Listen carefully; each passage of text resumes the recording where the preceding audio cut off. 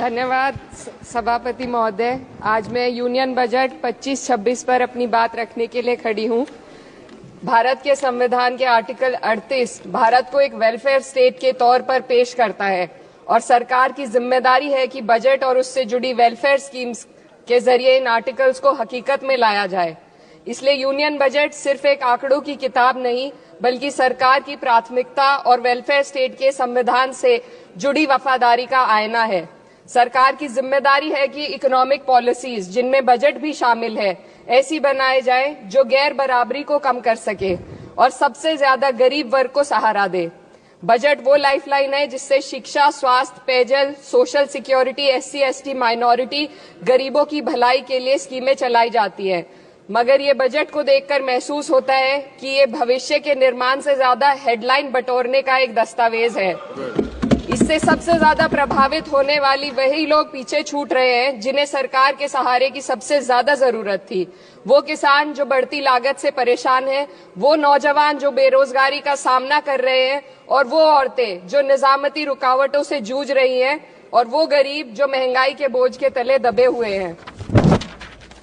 This government is proudly marketing the income tax exemption of 12 lakhs. But the question is, how many Indians even earn that much to benefit from it? Only 2.2% of Indian population pays direct taxes, whereas no relief has been given in regards to indirect taxes, the burden of which falls on everyone, especially the poor and weaker section of the society. This clearly shows that this is not an inclusive budget. GST की ऊंची दरों ने आम आदमी की कमर तोड़ दी है। जरूरत इस बात की है कि खाद्य सामग्री, दवा, स्कूल की किताबें और जरूरत की चीजों पर टैक्स कम किया जाए। पेट्रोल, डीजल पर टैक्स कम करने की कोई कोशिश नहीं हुई, जिसका सीधा असर हर नागरिक पर पड़ता है। आर्टिकल 41 कहता है कि सरकार को ये कोशिश करनी चाहिए कि वो अपनी इकोनॉमिक हालात और रिसोर्सेज के हिसाब से लोगों को रोजगार दे। इस बजट ने बेरोजगारी दूर करने की दिशा में कोई ठोस उपाय नहीं दिया है। नई नौकरियों की बात तो छोड़िए, जो पहले से थी वो भी खत्म होती जा रही हैं। स्किल डेवलपमेंट प्रोग्राम के नाम पर करोड़ों खर्च किए जा रहे हैं, मगर सवाल ये है कि ट्रेनिंग लेने के बाद कितने नौजवानों को असल में नौकरी मिल रही है। सरकार के पास इसका भी कोई आंकड़ा नहीं है। सरकारी विभागों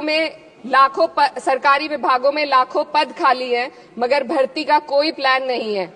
आर्टिकल 45, जिसके द्वारा सरकार की जिम्मेदारी है कि हर बच्चे को 6 साल की उम्र तक फ्री और जरूरी तालीम मिले ताकि उनका बुनियादी तालीमी डेवलपमेंट सही से हो सके, जिसको संसद ने शिक्षा का अधिकार अधिनियम बनाकर और भी मजबूती दी थी, परंतु इसकी जमीनी हालत क्या है वो किसी से छुपी नहीं है। नगरीय क्षेत्रों में सरकारी स्कूलों में शिक्षक न होने की वजह से स्कूल बंद हो रहे हैं तथा दूरस्थ ग्रामीण क्षेत्र के स्कूलों में टीचर ही नहीं पहुंच पा रहे हैं। सरकार कह रही है कि डिजिटल इंडिया और एआई से तालीम का इंतजाम होगा, मगर जरा जमीन पर देखिए, उत्तर प्रदेश में सिर्फ 22% सरकारी स्कूलों में कंप्यूटर है। मेरे संसदीय क्षेत्र कैराना में कई सरकारी स्कूल शिक्षक न होने की वजह से बंद हैं और मदरसा एजुकेशन के बजट में 57% की कटौती कर दी गई है। क्या यही सबका साथ सबका विकास है? इसी तर्ज पर अस्पताल हैं जहां पर डॉक्टर नहीं है। आर्टिकल 47 अच्छी सेहत और जिंदगी के स्टैंडर्ड को बेहतर बनाने की आवश्यकता पर जोर देता है। राज्य की जिम्मेदारी है कि लोगों की सेहत और उनके वेलबींग को बेहतर करने के लिए जरूरी कदम उठाए, लेकिन हकीकत यह है कि इस बजट का सिर्फ 2% ही आम जनता तक पहुंच पाता है। शामली जिले में 84 डॉक्टर की पोस्ट स्वीकृत है, मगर सिर्फ 29 डॉक्टर काम कर रहे हैं और गायनोकोलॉजिस्ट मात्र 1 है। दवाइयों की कीमतें बढ़ती जा रही हैं, मगर गरीबों के लिए कोई राहत नहीं है। सरकार ने महिलाओं के लिए बजट बढ़ाने का दावा किया, मगर 81% इसका बजट सिर्फ पोषण योजनाओं में डाला गया है। महिलाओं के रोजगार, उनके इकोनॉमिक इंडिपेंडेंस और सुरक्षा के लिए कोई ठोस योजना नहीं बनाई है।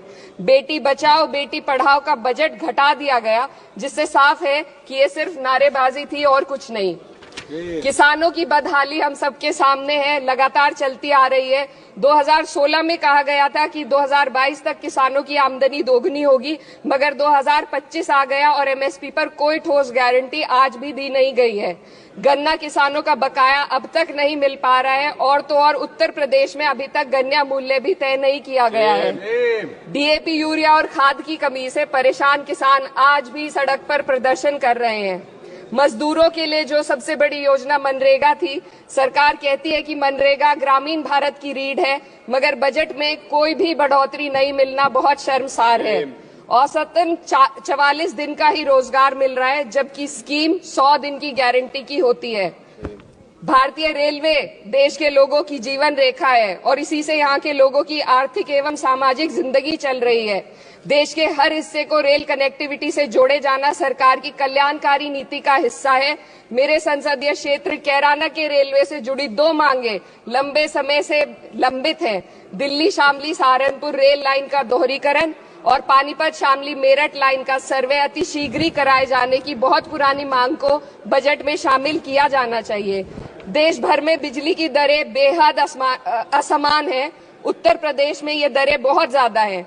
देश भर में एक समान बिजली दरें लागू करने का प्रावधान किया जाए। रिवैम्प योजना में हर घर तक बिजली पहुंचाने के लिए एलटी लाइन बनाने का प्रावधान भी जोड़ा जाए। कृषि उपकरणों व खाद डीएपी को जीएसटी से मुक्त किया जाए। किसानों की एमएसपी की मांग को पूरा करने के साथ साथ उत्तर प्रदेश के किसानों को गन्ना मूल्य निर्धारण पिछले वर्ष से बढ़ाकर किया जाना बेहद जरूरी है। जनपद शामली व मुजफ्फरनगर को एनसीआर में तो शामिल किया गया है, परंतु वहां पर कोई विकास नहीं हुआ तथा उसको कोई भी लाभ नहीं मिला है। वहां के लोग सिर्फ प्रदूषण के बाध्यकारी नियमों से परेशान हैं, इसलिए दोनों जनपदों को एनसीआर की सीमा से बाहर किया जाना चाहिए। मेरे संसदीय क्षेत्र में मैं कुछ चीजें बजट स्पीच में ऐड करना चाहती हूँ। एक, ट्रॉमा सेंटर और जिला अस्पताल के अपग्रेडेशन की भी मांग है। जनपद शामली और सहारनपुर में एक महिला डिग्री कॉलेज खोला जाए। कैराना में सर जस्ट कंक्लूडिंग, यमुना नदी के घाट पर सौंदर्य कार्य का भी कार्य जोड़ा जाए। जनपद शामली में टेक्सटाइल पार्क की स्थापना की जाए और जो संसद निधि है, सांसदों को केवल 5 करोड़ रुपए दिए जाते हैं और एमएलए, उत्तर प्रदेश के एमएलए को भी 5 करोड़ दिए जाते हैं। हमारी मांग है या तो इसे बढ़ाकर 25 करोड़ किया जाए या फिर सिरे से खारिज किया जाए। Sir, just one minute. The union budget was an opportunity to address the pressing... Sir, just 1 minute. Please, 2 more speakers are in your party. Sir, just concluding. Pressing concern of India's citizen, rising unemployment, soaring inflation, crumbling public services and deepening rural distress. Yet, instead of offering real solution, the government has focused on optics and half measures. While tax relief for the middle class is welcome, it does nothing for the millions who earn too little to benefit from it. Education remains underfunded, rural employment stagnates and farmers continue to struggle without meaningful support. The delays in conducting the census and caste census further exposes the government's disregard for data-driven policy making and social justice. India needs a budget that prioritizes its people, not just its economic headlines, a budget that invests in human capital, strengthens social security and ensures dignity and stability for all. But what we have instead is another missed opportunity, one that fails the poor, the youth, the farmers and the women of this country. Budget प्रस्ताव पर अपने विरोध को मैं 2 पंक्तियों में आपके सामने रखना चाहूंगी। बेदम हुए बीमार दवा क्यों नहीं देते? बेदम हुए बीमार दवा क्यों नहीं देते? तुम अच्छे मसीहा हो, शिफा क्यों नहीं देते? मिट जाएगी मखलूक तो